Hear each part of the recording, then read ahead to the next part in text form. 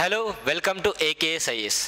రీసెంట్గా T+0 settlement అనేటువంటిది న్యూస్లో ఉంది.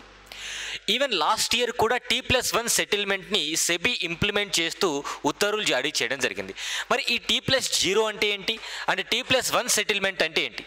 సాధారణంగా ఈ స్టాక్ మార్కెట్స్లో భాగంగా ఎవరైనా సరే కొన్ని స్టాక్స్ అనేటువంటివి లేదా షేర్స్ అనేటువంటివి అమ్మిన తర్వాత అదే రోజున అమౌంట్ అనేది నీకు క్రెడిట్ అవ్వడం జరుగుతుంది.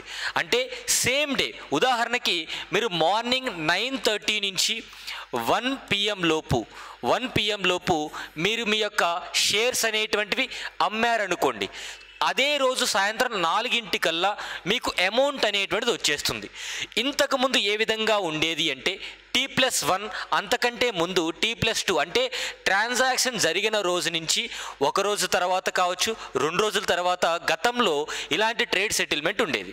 కానీ SEBI last year T+1 settlement తీసుకురావడం జరిగింది. సో ఇదే కాంటెక్స్ట్లో ఈ ఇయర్ అంటే నిన్నటి నుంచి మార్చి 28 నుంచి T+0 సెటిల్మెంట్ అనేది అంటే ఈరోజు షేర్స్ అమ్మేశాను అంటే ఈ రోజే నాకు డబ్బులు వచ్చేసింది.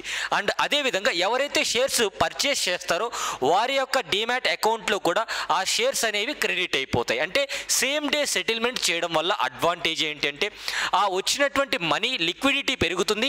అదేవిధంగా మార్కెట్లో మనీ అనేది with in the same day రావడం వల్ల వేరే మార్కెటింగ్ లేదా వేరే బిజినెసెస్ కోసం మనీని యూజ్ చేసేటువంటి అవకాశం ఉంది. అంటే నెక్స్ట్ డే వరకు కూడా ఉండకుండా, అంటే ఈ గ్యాప్లో ఒకవేళ ఈ యొక్క వాలటిలిటీ పెరిగినా సరే దాన్ని తట్టుకోగలిగేటువంటి శక్తి అనేది ఈ యొక్క ట్రేడర్కి ఉంటుంది.